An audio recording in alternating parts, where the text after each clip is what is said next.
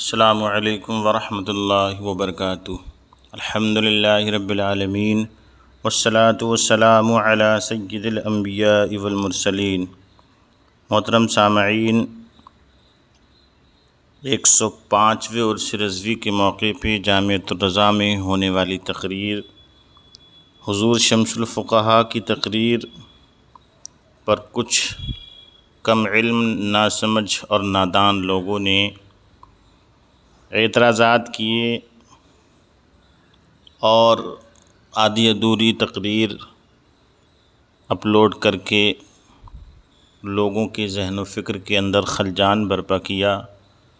سیدھے سادے مسلمانوں کو آپ کے تعلق سے برگلایا، طرح طرح کی باتیں کیں، یہاں تک کہ کچھ نادان اور کم علم اپنی جہالت کی بنا پر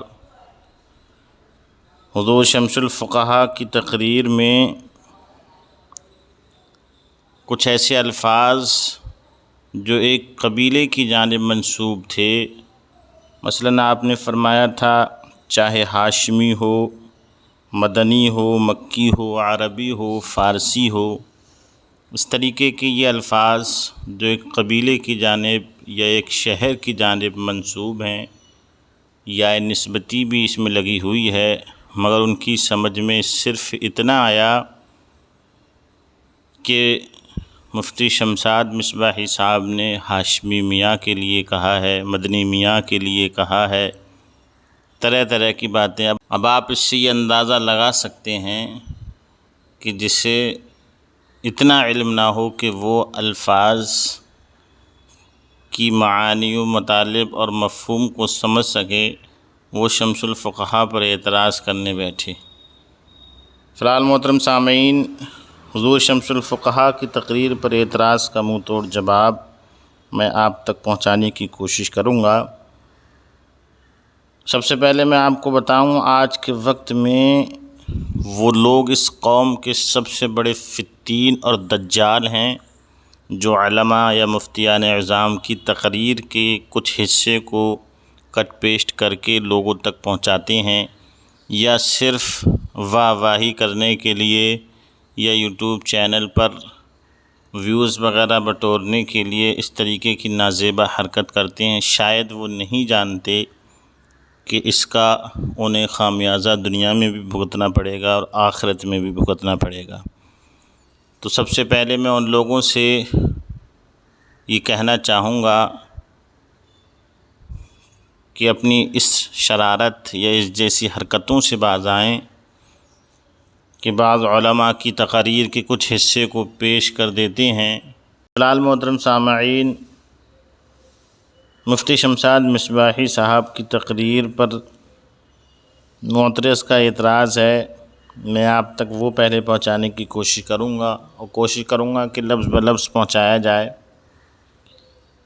اور سب سے بڑی بات یہ ہے کہ جس نے اعتراض کیا ہے اس نے اپنا چہرہ بھی پس پردہ رکھا ہے، کیونکہ ہر داغدار چیز کو انسان چھپاتا ہی ہے۔ میں سمجھتا ہوں اس کا چہرہ بھی داغدار ہوگا کہ اس نے اپنا نام و پتہ تک نہیں لکھا اور ایک مضمون سوشل نیٹ ورک پر ڈال دیا، اعتراضات کے انبار لگا دیے۔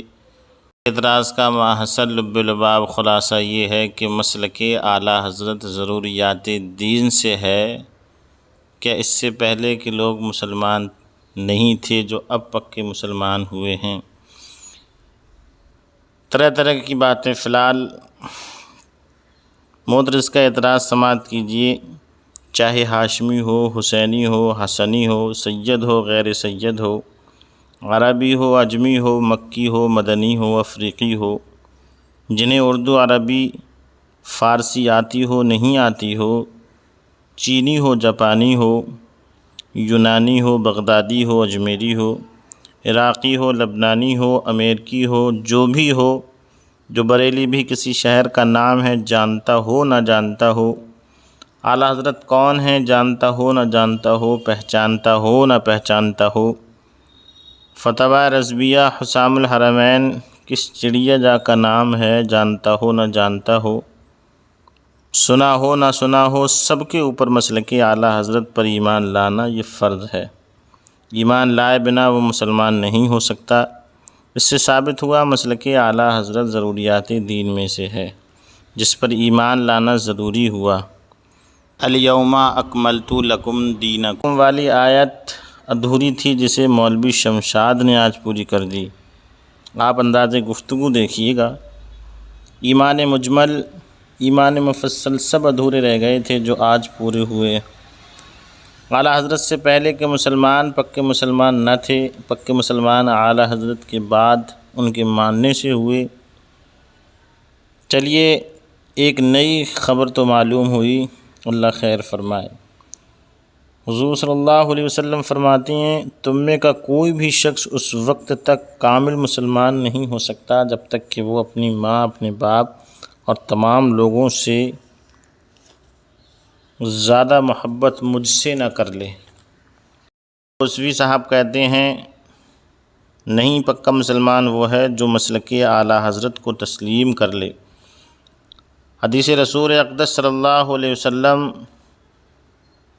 اس غوثوی صاحب کی بات میں کتنا تضاد ہے، آپ الفاظ دیکھیے گا اور بے ادبی دیکھیے گا۔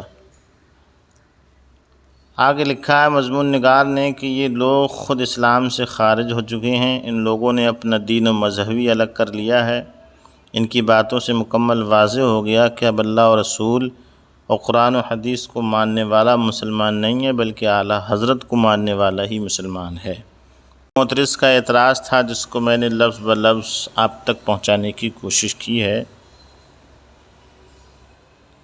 محترم ناظرین، جواب سماعت کریں۔ جواب سننے سے پہلے اس مضمون سے یہ بات تو واضح ہوتی ہے کہ جس نے بھی یہ مضمون لکھا ہے، گمنام مضمون نگار جو بھی ہے، اعلیٰ حضرت اور مسلک اعلیٰ حضرت کے حوالے سے اس کے دل میں جو بغض و عداوت ہے وہ بالکل ظاہر ہے۔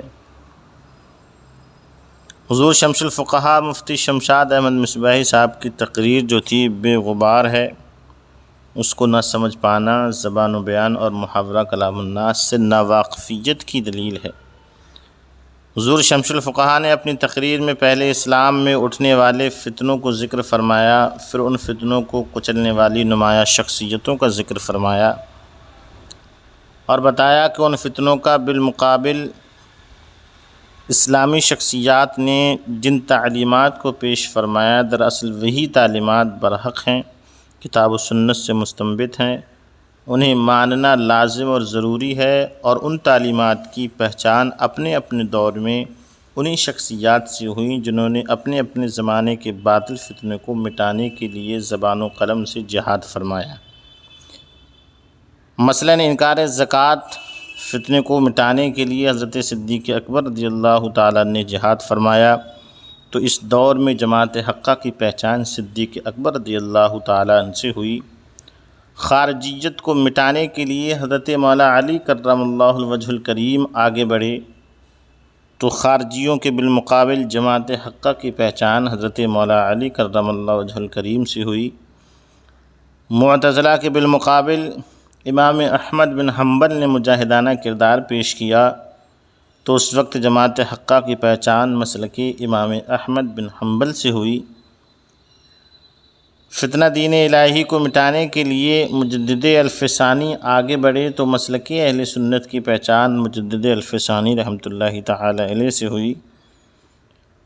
اور دور اخیر میں وہابیت، دیوبندیت، قادیانیت، غیر مقلدیت وغیرہ باطل فتنوں کی سرکوبی کے لیے امام احمد رضا رحمۃ اللہ تعالی علیہ نے ناقابل فراموش کارنامہ انجام دیا، تو ان فتنوں کے بالمقابل جماعت اہل سنت، جماعت حقہ کی پہچان اعلیٰ حضرت اور مسلک اعلیٰ حضرت سے ہوئی۔ اب کوئی بھی ہو، یہاں سے غور کرنے کی بات ہے، شمس الفقہا مفتی شمشاد مصباحی صاحب نے فرمایا کہ اب کوئی بھی ہو، چاہے وہ ہاشمی ہو، مدنی ہو، قرشی ہو، عربی ہو، بغدادی ہو، اجمیری ہو، بدایونی ہو، جب تک مسلک اعلیٰ حضرت کو تسلیم نہیں کرے گا اس کو پکا مسلمان نہیں مانا جائے گا۔ مطلب واضح ہوا کہ جو تعلیمات اعلیٰ حضرت کو جانتے ہوئے مسلک اعلیٰ حضرت کا انکار کرے وہ پکا مسلمان نہیں۔ ہونا تو یہ چاہیے کہ یہ کہا جائے کہ وہ سرے سے مسلمان ہی نہیں، کیونکہ مسلک اعلیٰ حضرت کے قطعی عقائد کا انکار کفر ہے، مگر انکار کرنے والا یہ کہہ سکتا ہے کہ میں نے قطعیات کا انکار نہیں کیا بلکہ صرف اصطلاح مسلک اعلیٰ حضرت کا انکار کیا، یعنی کہ یہاں تعویل کی گنجائش ہے۔ اس لیے بہت سوچ سمجھ کر مفتی شمشاد مصباحی گھوسبی مدظ اللہ العالی نے کہا کہ وہ پکا مسلمان نہیں، کیونکہ جہاں تعویل کی گنجائش ہو وہاں تکفیر نہیں ہو سکتی۔ حضور نبی کونین صلی اللہ علیہ وسلم نے فرمایا کہ انصار مدینہ کی محبت مومن کی پہچان ہے اور ان کی دشمنی منافق کی علامت ہے۔ یوں ہی حضور اکرم صلی اللہ علیہ وسلم نے فرمایا کہ حضرت علی رضی اللہ تعالیٰ عنہ کی محبت مومن کی پہچان ہے اور ان کی دشمنی منافقت کی نشانی ہے۔ تو اس حدیث کا یہی مطلب ہے کہ انصار مدینہ اور حضرت علی سے واقف ہونے کے باوجود جو ان سے عداوت و دشمنی رکھے وہ دین کا دشمن ہے۔ اسی طرح حضور علیہ السلام نے فرمایا کہ جس نے صحابہ سے محبت کی، مجھ سے محبت کرنے کی وجہ سے صحابہ سے محبت کی، اور جس نے صحابہ سے دشمنی کی، مجھ سے دشمنی کرنے کی وجہ سے دشمنی کی۔ ظاہر ہے یہ ساری باتیں ان انکار کرنے والوں کے لیے ہیں جو صحابہ اور انصار مدینہ اور حضرت علی رضی اللہ تعالی عنہ سے واقف ہیں اور ان کی بے مثال دینی خدمات سے واقف ہیں، نہ کہ ان کے لیے جو ان پڑھ اور جاہل ہیں۔ ان جاہلوں پر صحابہ کی عظمت و محبت کے انکار کا الزام کیسے لگایا جا سکتا ہے اور ان کو منافق کیوں کر کہا جا سکتا ہے؟ اسی طرح جو اعلیٰ حضرت اور تعلیمات اعلیٰ حضرت سے واقف نہیں اور نہ یہ جانتا ہے کہ اس دور میں مسلک اعلیٰ حضرت اہل سنت کی پہچان ہے، اس پر مسلک اعلیٰ حضرت کے انکار کا الزام کیسے لگایا جا سکتا ہے؟ اور اس قسم کی قیدیں اور شرطیں دلالت عرف کی بنیاد پر سمجھی جاتی ہیں، ہر جگہ ان کو بیان کرنے کی چندہ ضرورت نہیں۔ اتنی معمولی سی بات گمنام مضمون نگار کے ذہن میں نہ آئی؟ کچھ تو ہے جس کی پردہ داری ہے، یوں ہی کوئی بے وفا نہیں ہوتا۔ محترم سامعین، اپنی ناسمجھی اور نادانی کا مکمل طور پر مضمون نگار نے اظہار کیا ہے۔ عام بول چال میں کہا جاتا ہے کہ فلاں شخص حسام الحرمین کی تصدیق نہیں کرتا اس لیے وہ مسلمان نہیں۔ اس کا صاف مطلب ہے کہ اگر وہابیہ دیابنا کے اقوال کفریہ پہ مطلع ہو کر ان کی تکفیر نہیں کرتا بلکہ ان کو مسلمان مانتا ہے یا ان کے کفر و عذاب میں شک کرتا ہے تو وہ کافر ہے، چاہے وہ ہاشمی ہو، مدنی ہو، عربی ہو، عجمی ہو، قرشی ہو، بغدادی ہو، اجمیری ہو، بدایونی ہو، کوئی بھی ہو۔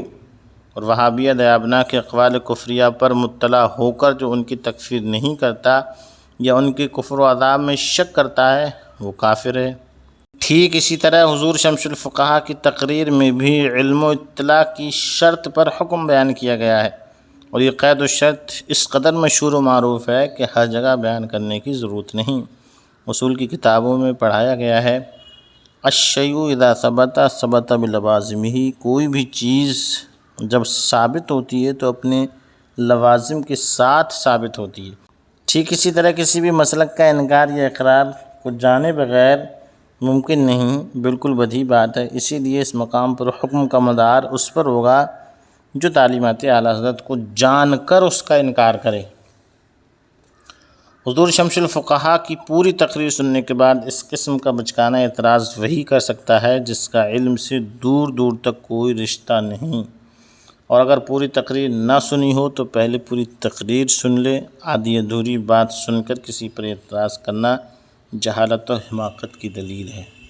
تو محترم ناظرین، ہمارا آپ کو چاہیے کہ علماء مفتیان اعظام پر انگشت نمائی نہ کی جائے، ان کی بات کو پہلے سمجھا جائے، اچھے طریقے سے ذہن و فکر میں بٹھایا جائے، اور اگر ہماری سمجھیں قاصر ہیں، نہیں سمجھ پا رہے ہیں، تو ہمیں چاہیے کہ ہم خاموش رہیں۔